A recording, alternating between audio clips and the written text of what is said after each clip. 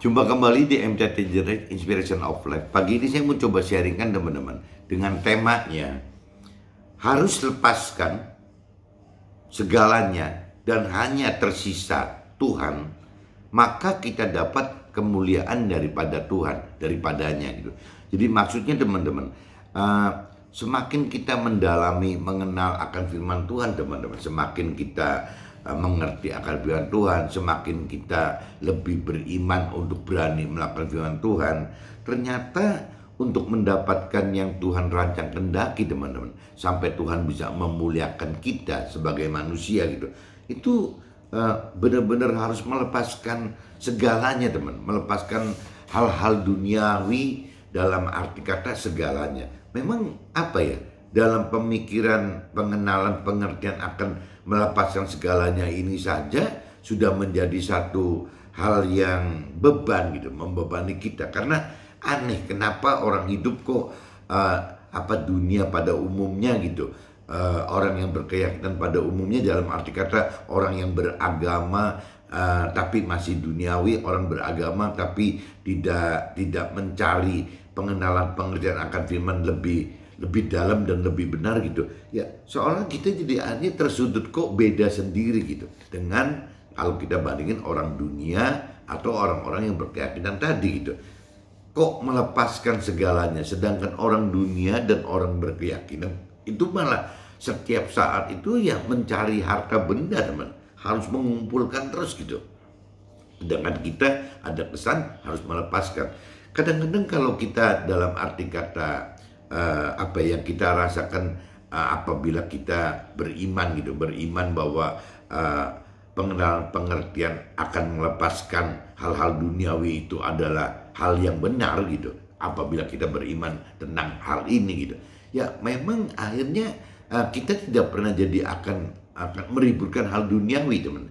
Jadi hal-hal yang mestinya kita merasa kehilangan pun kita tidak akan menjadi merasa kehilangan teman, karena memang firman Tuhan katakan harus melepaskan itu semua gitu. Selama kita masih terikat oleh hal-hal duniawi, kita tidak bisa apa-apa teman, tidak bisa melepaskan hal-hal yang duniawi itu, akhirnya ya tidak bisa masuk dalam proses-proses untuk mendapatkan kemuliaan yang dari Tuhan gitu.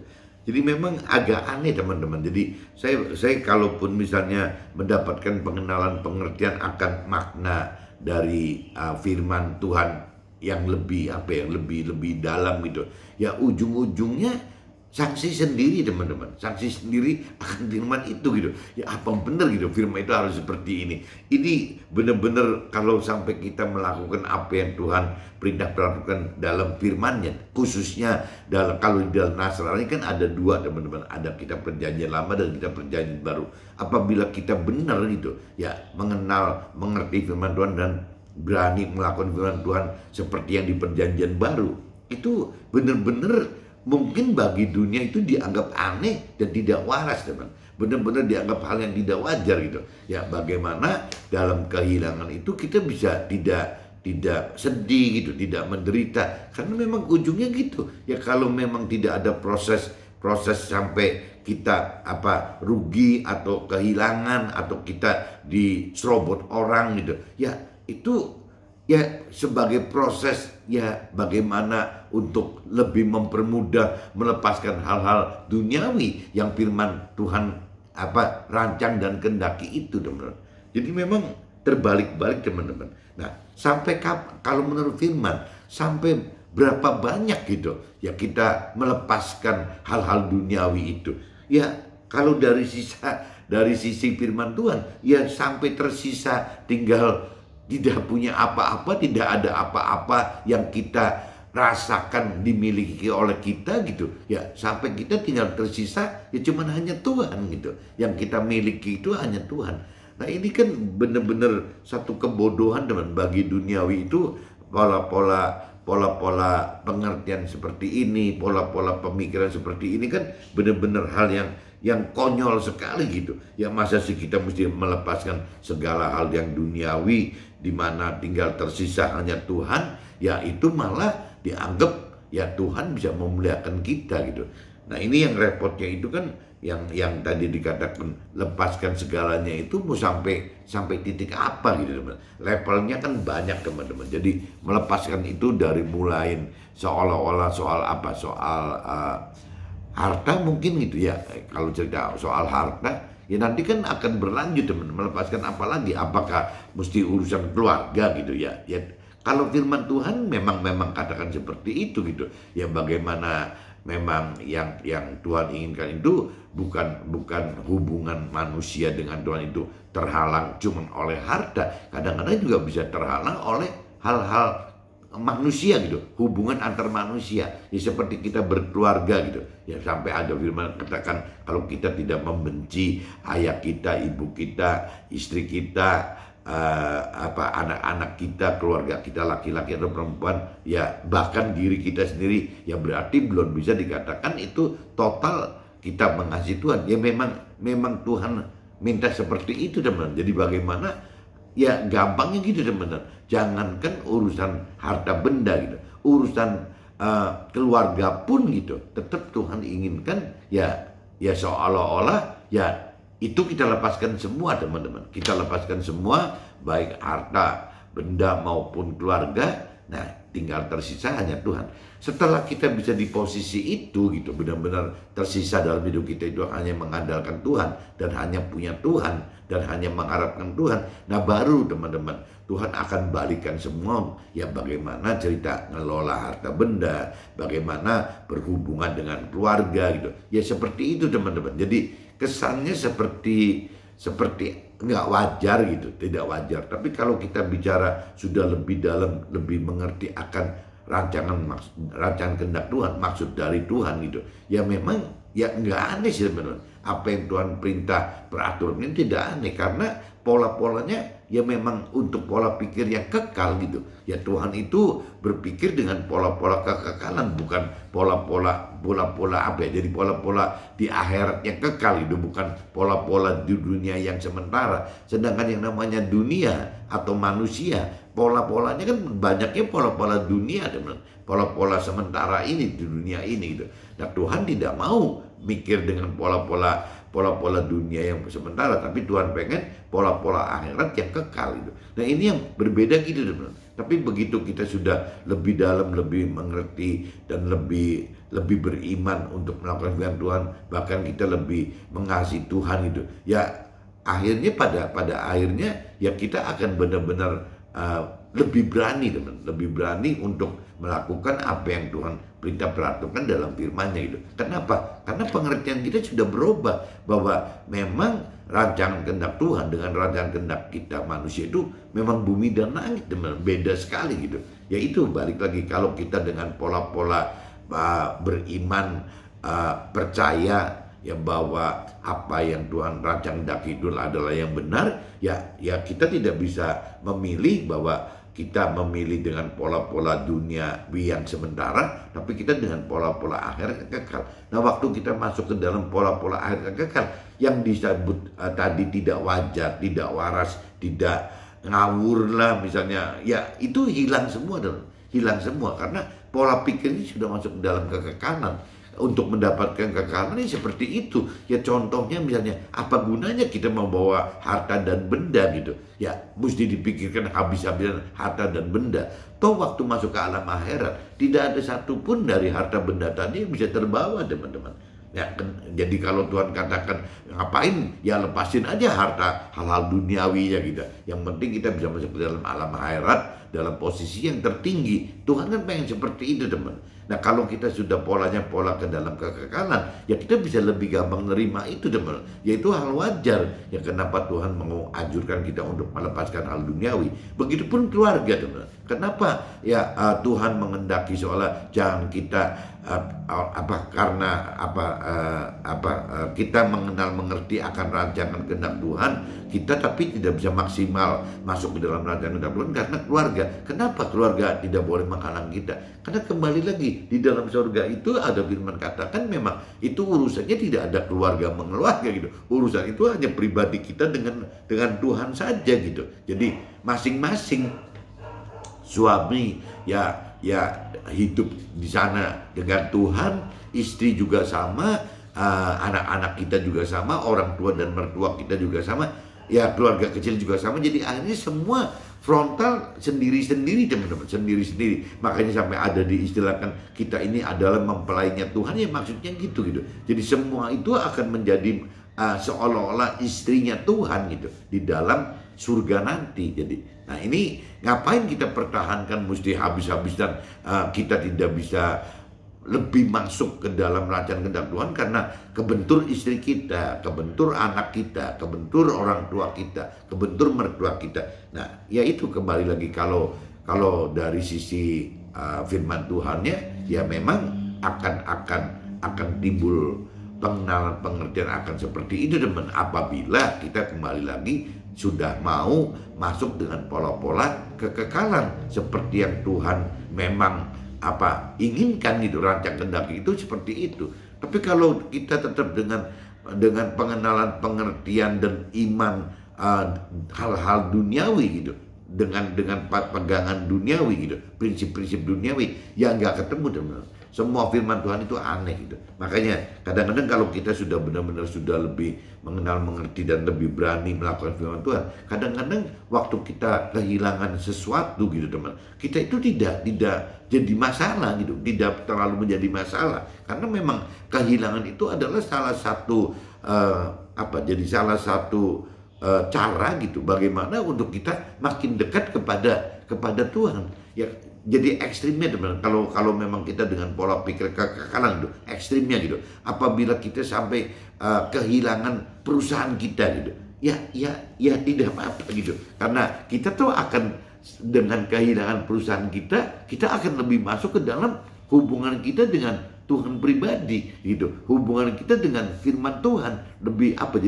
jadi lebih akan mencari Tuhan, lebih akan mengandalkan Tuhan, lebih akan bersandar kepada Tuhan gitu. Itu tuh kalau ekstrimnya teman, orang pengusaha kehilangan usahanya gitu. Nah, tapi kalau pengusaha masih duniawi itu bisa setengah mati teman, bisa pingsan mungkin gitu, kehilangan usahanya gitu. Begitupun misalnya kalau kita sudah lebih mengenal, mengerti akan firman Tuhan dan lebih beriman gitu. Contohnya kita kehilangan keluarga kita, ya kita kehilangan istri kita, atau misalnya kita kehilangan anak kita, nggak terlalu masalah teman-teman. Karena memang itu salah satu hal yang masuk ke dalam kategori melepaskan gitu, melepaskan ikatan dengan duniawi kita. Nah, pola-pola seperti ini teman-teman, apabila tidak dikenali, tidak dimengerti dari sisi kekekalan gitu, seperti yang Tuhan rancang kehendaki, ini disebutnya aneh. Ya ada orang kehilangan usaha kok tenang-tenang aja gitu. Ya ada orang kehilangan istri atau suami kok tenang-tenang aja.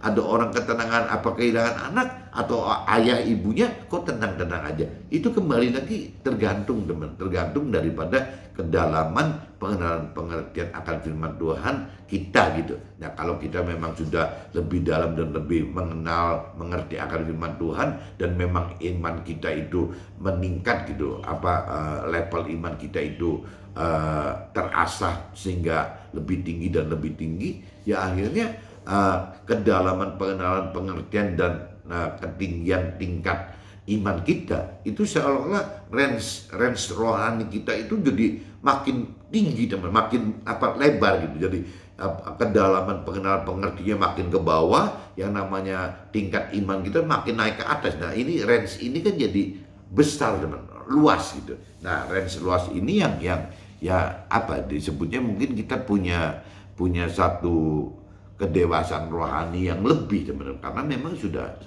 range-nya udah besar sekali gitu. Ya sama aja dulu saya pernah umpamakan kayak penyanyi teman-teman. Penyanyi itu kalau dia punya range vokalnya itu bisa rendah sekali dan tinggi sekali, itu hebat sekali teman-teman, penyanyi bisa begitu gitu. Biasanya kan kalau yang bisa di tinggi, ya dia cuma bisanya dari tengah ke nada tinggi gitu. Atau yang di bawah, dia bisa dibawa di tengah sampai ke bawah. Yaitu umum gitu, penyanyi begitu umum. Tapi kalau penyanyi yang bisa dari range bawah sampai range tinggi gitu, itu yang memang hebat.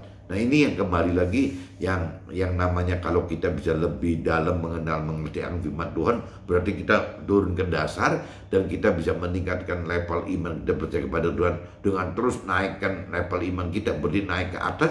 Nah ini yang dikatakan range rohani kita, range pengenalan, pengertian serta iman kita itu makin luas, teman. Nah makin luasnya ini ya makin dewasa rohani, makin mengenal mengerti akan rancangan Tuhan. Tapi ya kembali lagi teman, akan menjadi bahan gunjingan gitu, gunjingan orang dunia. Ini orang kok aneh banget gitu. Ya memang kembali lagi dari awalnya juga semua orang katakan juga ya tidak, nabinya seperti Nabi Abraham juga dikatakan aneh gitu ya. Kenapa kok maunya seperti itu? Yang namanya Nabi Abraham yang disebut aneh, yang namanya Rasul Paulus juga disebut aneh, teman-teman. Kenapa kok sekonyol itu gitu loh? Yang namanya ya, Nabi Isa juga sama kan gitu. Ya Yesus itu dikatakan juga aneh gitu. Ya jadi tidak aneh gitu apabila kita bicara kita sudah lebih dalam mengenal mengerti dan berani melakukan firman Tuhan. Ya apabila pola pikir kita sudah masuk ke dalam pola-pola pikir kekekalan, ya pasti apa yang kita anggap wajar itu karena dengan pola pikir kekekalan, ya sebaliknya akan dianggap aneh bagi pola pikir duniawi yang sementara ini gitu. Jadi memang bertentangan, teman. Nah ini saya coba bacakan dulu, teman, sebelum masuk ke draft. Saya coba bacakan dulu di dasarnya, teman-teman, yang saya katakan tadi, harus melepaskan segalanya dan hanya tersisa hanya Tuhan, maka kita dapat kemuliaan daripada Tuhan gitu. Itu dasarnya dari kitab Kolose 3 pasal 1 sampai 16, teman-teman, dan juga dalam kitab Mazmur pasal 73 ayat 1 sampai 28, teman. Saya coba bacakan dulu dari kitab Kolose dulu, teman-teman. Kitab Kolose pasal 3 ayat 1 sampai 16, coba teman-teman cari. Judul perikopnya si manusia baru, teman. Kalau judul perikopnya gitu. Karena itu kalau kamu dibangkitkan bersama dengan firman Tuhan, carilah perkara yang di atas, di mana firman Tuhan ada, duduk di sebelah kanan Allah gitu. Pikirkanlah perkara yang di atas, bukan yang di bumi, sebab kamu telah mati dan hidupmu tersembunyi bersama dengan firman Tuhan di dalam Allah. Apabila firman Tuhan yang adalah hidup kita menyatakan diri kelak, kamu pun akan menyatakan diri bersama dengan Dia dalam kemuliaan. Ini saya kalau baca di universalkan, teman-teman. Jadi istilah di sini Kristus itu saya coba Nabi Isa itu saya coba ganti menjadi firman Tuhan gitu, teman. Nah ini karena itu matikanlah dalam dirimu segala sesuatu yang duniawi, yaitu percabulan, kenajisan. Jadi intinya, teman-teman, kalau kita bicara simak ayat yang ketiga aja ya, sebab kita telah mati dan hidup kita tersembunyi bersama dengan firman Tuhan di dalam Tuhan Allah gitu. Jadi kalau kita udah bicara kita mematikan diri kita, ya kuncinya ya bagaimana kita hidup sesuai dengan apa yang diperintah teratukan oleh firman Tuhan, teman. Bagaimana kita melakukan firman Tuhan, gampangnya seperti itu, teman-teman. Nah karena itu matikanlah dalam diri kita segala sesuatu yang duniawi, yaitu percabulan, kenajisan, hawa nafsu, nafsu jahat, dan juga keserakahan yang sama dengan penyembahan berhala. Nah ini yang jadi kalau kita bicara menyembah berhala itu jangan identik cuman urusannya cuman patung-patung aja, teman. Kalau seandainya kita lihat orang lain menyembah patung, wah berarti itu berhala gitu. Dan padahal kalau di sini di sisi Tuhan gitu ya, di sini dikatakan berhala itu ya itu percabulan, ya kenajisan, hawa nafsu, nafsu jahat, dan juga keserakahan. Ya sebutnya penyembahan berhala juga, teman-teman. Semuanya itu mendatangkan murka Allah atas orang-orang durhaka. Dahulu kamu juga melakukan hal itu ketika kamu hidup di dalamnya. Tetapi sekarang buanglah semuanya itu, yaitu marah, geram, kejahatan, fitnah, dan kata-kata kotor yang keluar dari mulutmu. Jangan lagi kamu saling mendustai, karena kamu telah menanggalkan manusia lama serta kelakuannya, dan telah mengenakan manusia baru yang terus-menerus diperbarui untuk memperoleh pengetahuan yang benar menurut gambar Tuhan Allah gitu. Nah ini kembali lagi teman-teman. Jadi manusia lama kita itu pasti lebih orientasinya kepada duniawi gitu. Tapi kalau bicara kita masuk ke dalam apa yang Tuhan rancang kehendaki, ya berarti akan menjadi manusia baru gitu. Nah manusia baru itu ya terus menerus harus mencari pengetahuan tentang kebenaran firman Tuhan, ya sampai ujung-ujungnya ya kita kita memperoleh pengetahuannya benar menurut ya gambaran, rancangan dan kehendak yang Tuhan Allah kehendaki buat kita, teman-teman. Seperti ini, teman. Jadi kita harus terus mencari terus gitu. Tidak bisa diam. Jadi kita harus diperbarui itu sampai menjadi manusia lama menjadi manusia baru gitu. Dalam hal ini tiada lagi orang Yunani atau orang Yahudi, orang bersunat atau orang tak bersunat, orang barbar atau orang skit, budak atau orang merdeka. Tetapi ya firman Tuhan adalah semua dan di dalam segala sesuatu. Jadi balik lagi saya sering katakan bahwa yang namanya firman Tuhan itu universal, teman. Jadi saya kadang-kadang melihat bahwa kalau bicara sudah mencari Tuhan gitu, bagaimana kita mencari Tuhan, ya saya lebih condong yang tidak dipetak-petakan soal agama segala macam gitu. Karena semua manusia pada dasarnya ya harus mencari Tuhan, teman. Harus mengharapkan Tuhan, harus mengandalkan Tuhan, harus bersandar kepada Tuhan. Apapun agamanya, teman-teman. Karena kita butuh itu, teman-teman. Nah cuman sayang dari sisi manusianya di dunia ini, kadang-kadang agama ini menjadi kendala, teman-teman. Suka berantem sendiri kan akhirnya, antar agama itu berantem sendiri gitu. Padahal kalau kita masing-masing fokus dengan agama kita masing-masing untuk mendapatkan seperti yang Tuhan rancangkan, itu aja juga tidak mudah, teman-teman. Butuh pergumulan yang habis-habisan gitu, butuh pengharapan yang habis-habisan, seperti nanti di kitab Mazmur pasal 73 itu, teman-teman. Ya bicaranya pergumulan dan pengharapan itu nggak mudah, teman-teman. Jadi kalau memang kita bicara dalam posisi yang benar, salah satu ciri-cirinya ya kita tidak pernah akan beda-bedakan agama, kita tidak pernah akan bedakan orang lain gitu ya. Kita sama, kita semua adalah mencari Tuhan gitu. Karena itu sebagai orang-orang pilihan Allah yang dikuduskan dan dikasihinya, kenakanlah belas kasihan, kemurahan, kerendahan hati, kelemah lembutan dan kesabaran. Sabarlah kamu seorang terhadap yang lain, dan ampunilah seorang akan yang lain apabila yang seorang menaruh dendam terhadap yang lain, sama seperti Tuhan telah mengampuni kamu. Kamu berbuat jugalah demikian. Dan di atas semuanya itu kenakanlah kasih sebagai pengikat yang mempersatukan dan yang menyempurnakan. Hendaklah damai sejahtera yang dari firman Tuhan Allah memerintah dalam hati kita, karena untuk itulah kamu telah dipanggil menjadi satu tubuh, dan bersyukurlah. Hendaklah perkataan yang dari firman Tuhan diam dan segala kekayaannya di antara kamu, sehingga kamu dengan segala hikmat mengajarkan dan menegur seorang akan yang lain, dan sambil menyanyikan mazmur dan puji-pujian dan nyanyian rohani, kamu mengucap syukur kepada Allah di dalam hati kamu, hati kita gitu. Dan segala sesuatu yang kamu lakukan dengan perkataan atau perbuatan, lakukan semuanya itu dalam ya nama Tuhan gitu ya, sambil mengucap syukur kepada Tuhan. Intinya gitu, teman-teman. Ini saya udah baca di kitab Kolose pasal 3 ayat 1 sampai 16. Nah ini sebelum masuk ke draft, teman-teman, kita langsung aja, teman-teman, masuk ke kitab Mazmur. Kitab Mazmur pasal 73, teman-teman. Ya ayatnya 1 sampai 28. Ini ayatnya panjang tapi pendek-pendek dalam satu ayatnya, teman. Nah kalau saya garis besarnya itu, kitab Mazmur itu terbagi menjadi 3 kalau menurut saya, teman-teman. Nanti saya coba uraikan di draft gitu. Nah ini saya coba bacakan judulnya, perikopnya, teman-teman. Ayat pasal 73 ayat 1 sampai 28 ya. Judul perikopnya pergumulan dan pengharapan. Sesungguhnya Allah itu baik bagi mereka yang tulus hatinya, bagi mereka yang bersih hatinya. Tetapi aku sedikit lagi maka kakiku terpleset, nyaris aku tergelincir. Sebab aku cemburu kepada pembual-pembual. Kalau aku melihat kemujuran orang-orang fasik. Ini kalau kita baca ini ya, teman.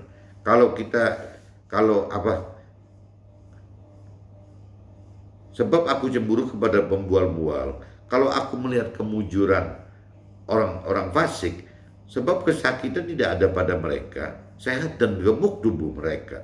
Mereka tidak mengalami kesusahan manusia, dan mereka tidak kena tulah seperti orang lain. Sebab itu mereka berkalungan kecongkakan dan berpakaian kekerasan, karena kegemukan kesalahan mereka menyolok.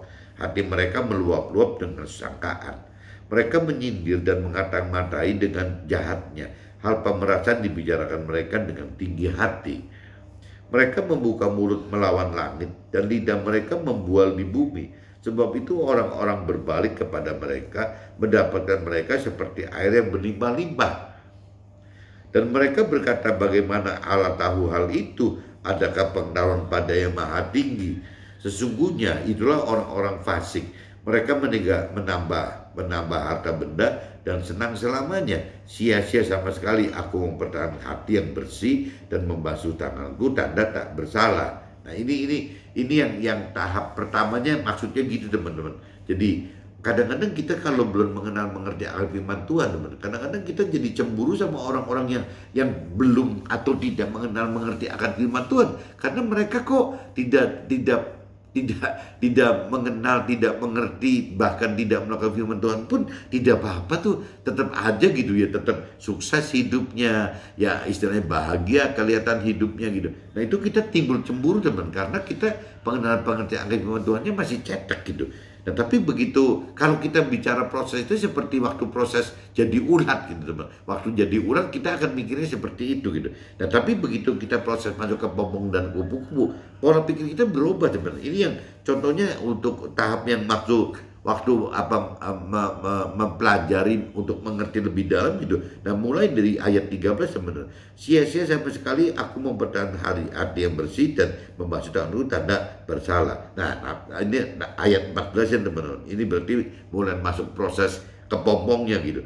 Namun sepanjang hari aku kena tulah dan kena hukum tiap pagi. Seandainya aku berkata aku mau berkata seperti itu, maka sesungguhnya aku telah berkhianat kepada angkatan anak-anakku. Tetapi ketika aku bermaksud untuk mengetahuinya, hal itu menjadi kesulitan di mataku, sampai aku masuk ke dalam tempat kudus Allah dan memperhatikan kesudahan mereka. Sesungguhnya di tempat-tempat licin kau taruh mereka, kau jatuhkan mereka sehingga hancur. Betapa binasa mereka dalam sekejap mata, lenyap, habis oleh karena kedahsyatan. Seperti mimpi pada waktu terbangun ya Tuhan, pada waktu terjaga rupa mereka kau pandang hina gitu. Nah ini kalau tepatnya berarti dimulain ini teman-temannya, ayat 16 sebenarnya, berarti waktu proses pengenalan pengertian lebih dalam akan firman Tuhan itu, ini dimulai di ayat 16 sebenarnya. Tetapi aku bermaksud untuk mengetahuinya, hal itu menjadi kesulitan di mataku. Nah ini mulai dipelajarin teman-teman,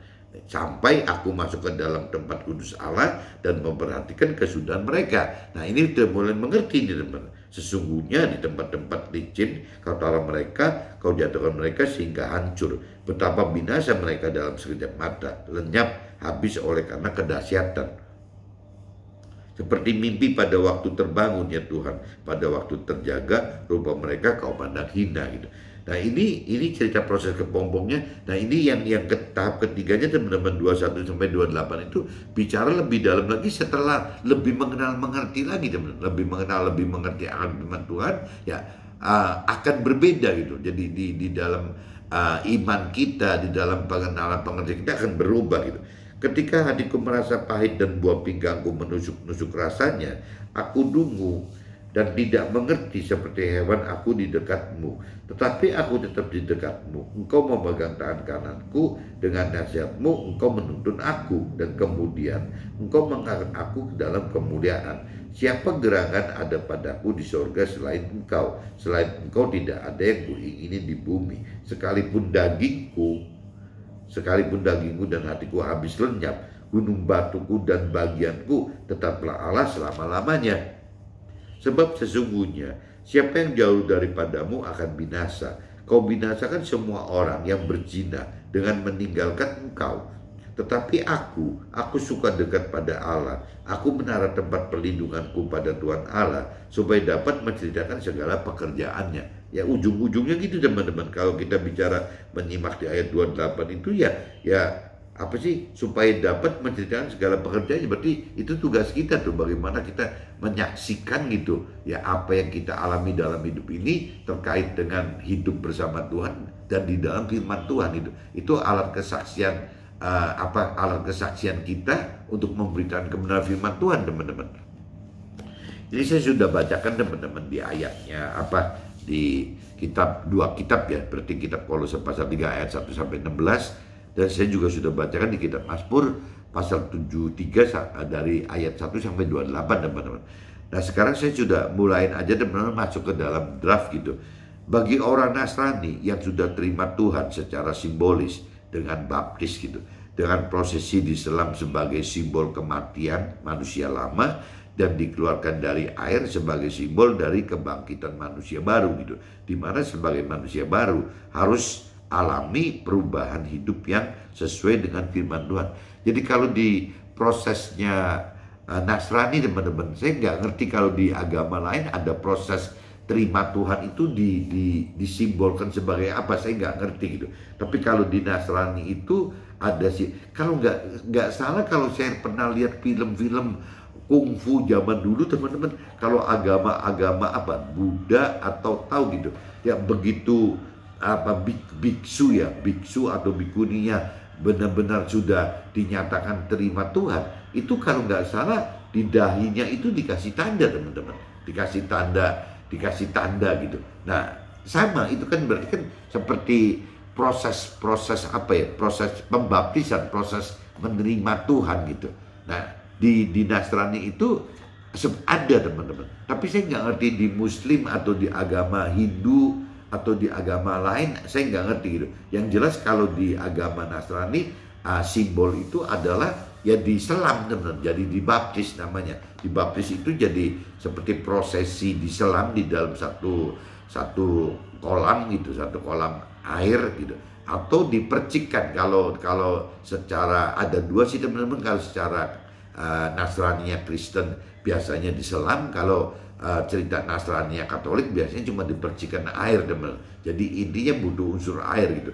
Nah ini kalau yang saya paling gampang umpamakan yang dari diselam, teman. Diselam itu berarti waktu cerita prosesi baptis itu waktu orang itu diproses dimasukkan ke dalam air gitu. Si muka kita dimasukin dalam air, seolah-olah itu proses menyimpulkan proses kematian, kematian lama manusia lama kita gitu. Berarti diselam itu proses kematian manusia lama kita. Tapi begitu dibangkitkan, dikeluarkan dari air, itu seolah simbolis bahwa kita sudah menjadi manusia baru, teman-teman. Nah waktu menjadi manusia baru ini, simbol manusia baru ini, ya berarti di situ seolah ada kebangkitan manusia, teman-teman. Kebangkitan dan manusia baru kita gitu.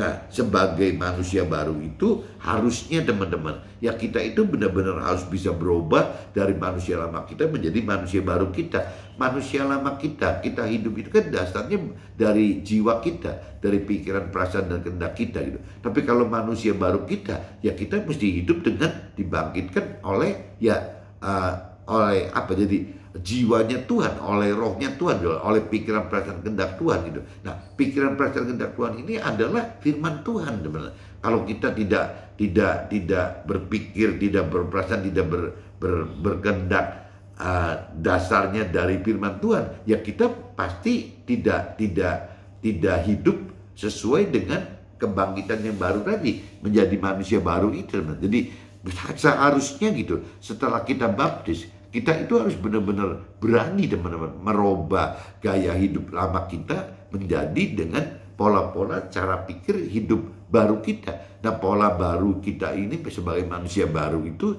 ya bagaimana kita harus benar-benar hidup dengan melakukan perintah peraturan firman Tuhan, teman-teman. Nah untuk bisa melakukan perintah peraturan firman Tuhan, kita kan balik lagi, teman, butuh mengenal firman Tuhan, kita butuh mengerti firman Tuhan sehingga kita berani melakukan firman Tuhan gitu. Nah untuk berani melakukan firman Tuhan ternyata juga butuh kemampuan untuk mengerti dulu, teman-teman. Butuh kemampuan mengerti firman Tuhan.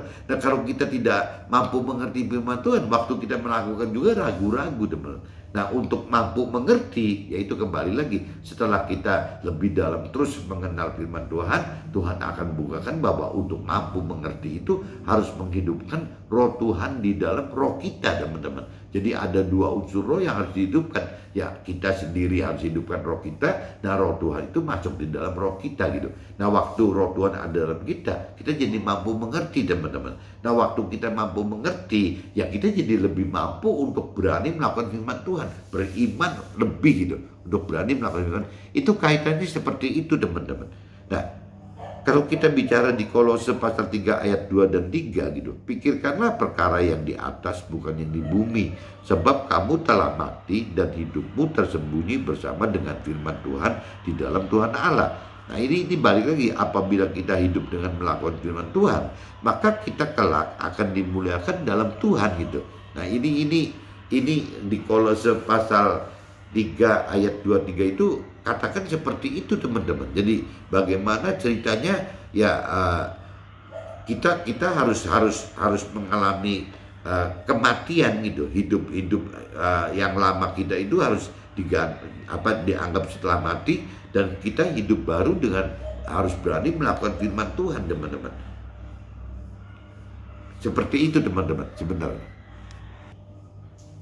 Jadi dalam kitab Kolose pasal 3 ayat 2 sampai 3, teman-teman, ya intinya gitu, teman. Jadi pikirlah perkara yang di atas. Jadi Kolose ini mengajarkan kita tidak boleh cuman berpikir atau mengingini hal-hal yang di bumi ini saja, teman.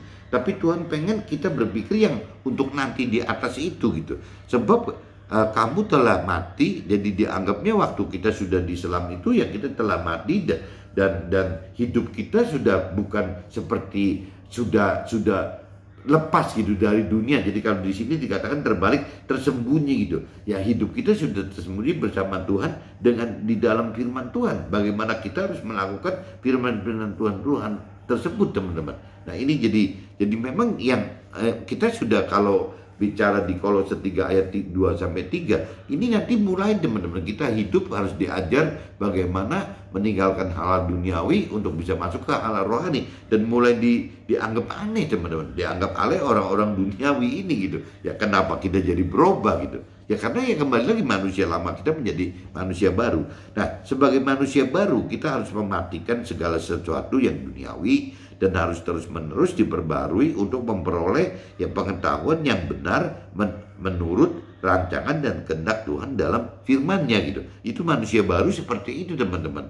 Jadi kita harus mematikan segala sesuatu yang duniawi dan harus terus-menerus diperbarui untuk memperoleh pengetahuan yang benar menurut rancangan kehendak Tuhan dalam firman-Nya gitu. Ini konsekuensi manusia baru seperti ini, teman. Tapi banyak yang berhenti, orang tidak berubah, teman. Jadi cuma mengalami prosesi baptis gitu sebagai simbolis, tapi dalam realita kehidupan sehari-harinya tidak berubah, tetap aja begitu.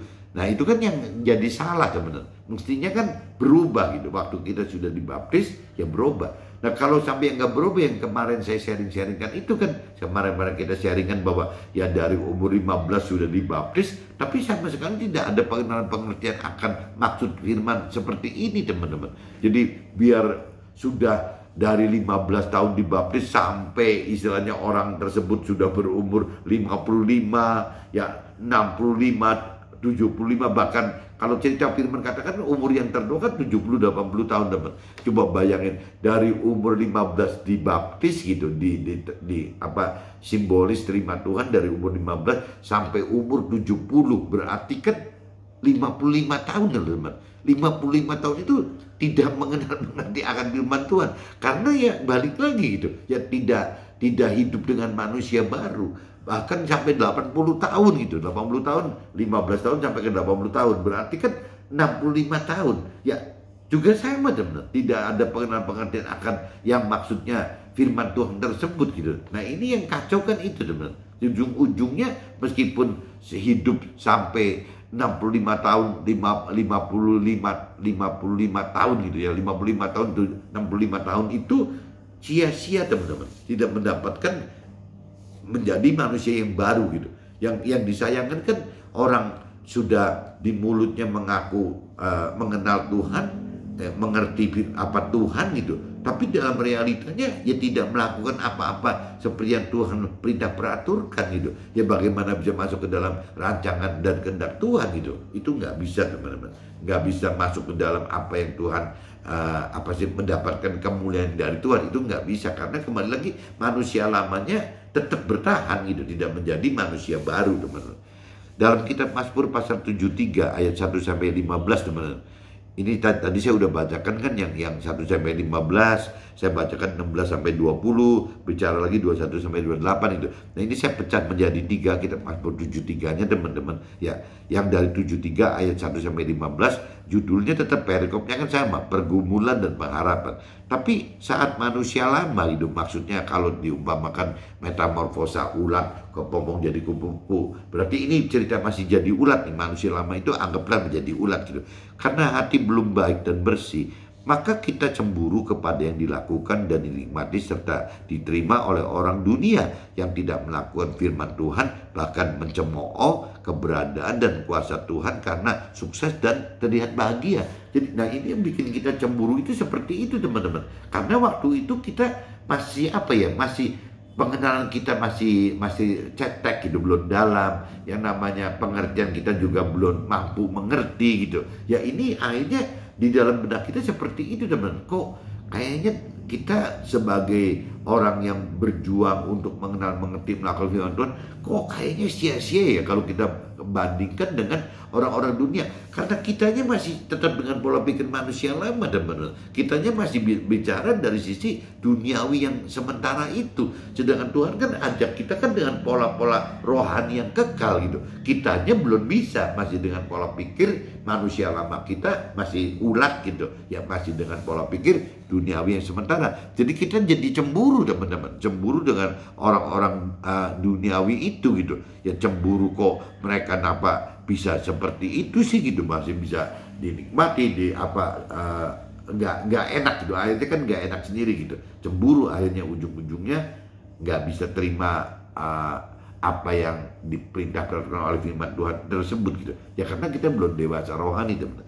Nah, setelah masuk ke periode Mazmur pasal 73 ayat 16 sampai 20, ini kalau diidentikan perikopnya sama, pergumulan pengharapan. Tapi saat itu posisi kita itu sudah transisi, mulai bisa dikit-dikit berubah dari manusia lama kepada manusia baru teman. Karena kita lagi diproses. Nah, proses ini kalau bicara metamorfosa berarti waktu mengalami proses menjadi kepompong teman. Waktu kita proses menjadi kepompong, ya mulai kita berubah gitu. Nah, sudah mulai timbul pengertian akan firman Tuhan sehingga dapat membedakan antara hal dan berkat duniawi yang fana dan hal dan berkat berkat rohani yang kekal. Jadi maksudnya waktu kita masuk ke dalam proses Mazmur pasal 73 ayat 16-20 itu, ya proses menjadi kepompong tersebut teman-teman, kita sudah mulai ada pengertian yang berubah teman.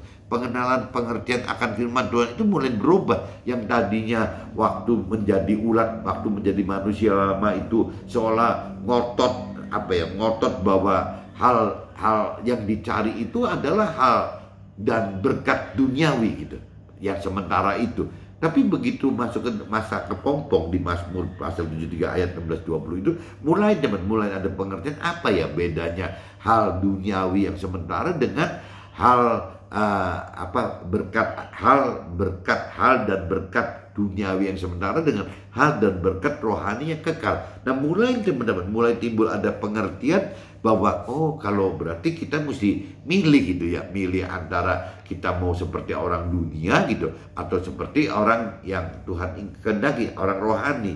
Kalau orang duniawi ya berarti pasti dengan pola-pola prinsip-prinsip duniawi yang sementara tadi gitu. Tapi kalau kita mau memilih rohani, ya berarti kita mesti masuk ke prinsip-prinsip yang kekekalan yang Tuhan inginkan tadi, kekekalan yang selamanya di akhirat nanti gitu.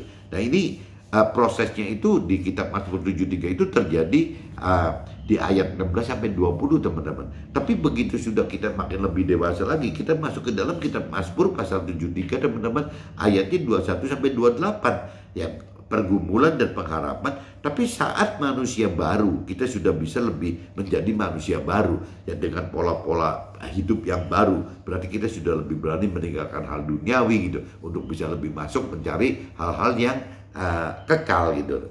Nah ini kalau di metamorfosa itu dari ulat, kupu, apakah popong, sekarang dari proses kupu-kupunya teman-teman, hampir menjadi kupu-kupu gitu.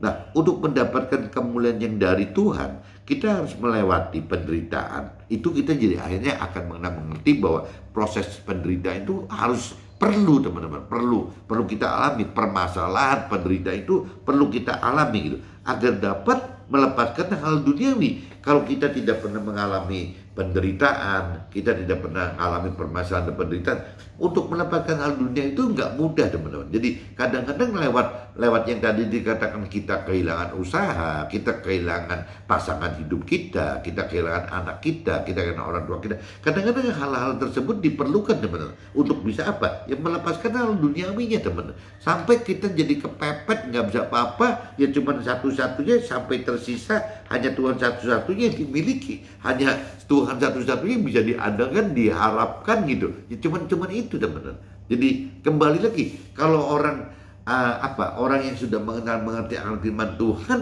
ya sudah dewasa rohani, kadang-kadang waktu kita kehilangan itu gitu, atau kegagalan itu tidak menjadi terlalu masalah teman-teman. Karena ya dengan prinsip seperti itu gitu ya, dengan kita kegagalan kita atau kehilangan kita gitu, ya ujung-ujungnya ya kita jadi melepaskan hal duniawi untuk benar-benar bisa berbalik, untuk benar-benar mengharapkan Tuhan, bergumul dan berharap ya hanya mengandalkan dan bersandar kepada Tuhan saja teman-teman. Ya memang dianggap dunia sih konyol sih teman-teman, hal yang aneh, hal yang bodoh gitu. Ya kenapa kok benar-benar dalam kehilangan, dalam melepaskan hal duniawi gitu, kok tenang-tenang aja gitu, ini orang kok nggak grogi, nggak apa gitu. Ya karena kembali lagi pengenalannya, ya kemampuan mengertinya itu berbeda teman-teman. Kedalaman pengenalan akan Tuhan dan firman Tuhan yang berbeda, yang namanya keberaniannya juga jadi berbeda teman-teman. Kenapa berbeda keberanian? Karena ya kembali lagi pengertiannya juga sudah berbeda teman. Pengertiannya itu sudah udah lebih mampu gitu, lebih mampu mengerti apa sih maksud Tuhan dengan kita ngalami seperti ini gitu. Kalau kita belum mengerti kan jadi down sendiri teman. Tapi kalau kita sudah mengerti, ya kita nggak takut gitu. Ya sama aja ibaratnya kalau kita percaya, kita bicara berlomba gitu. Kalau bicara dalam hal rohani, kita berlomba lari gitu. Ya kita tidak bisa terbebani oleh bawa ransel yang banyak gitu, bawa barang ini itu. Ya larinya akhirnya nggak leluasa teman-teman, nggak bisa cepat gitu. Nah justru maksud Tuhan kalau kita bicara berlomba itu dalam arti rohani, itu tidak bisa terbebani oleh hal-hal beban-beban duniawi yang sulit untuk kita berlomba gitu, berlomba dalam hal rohani.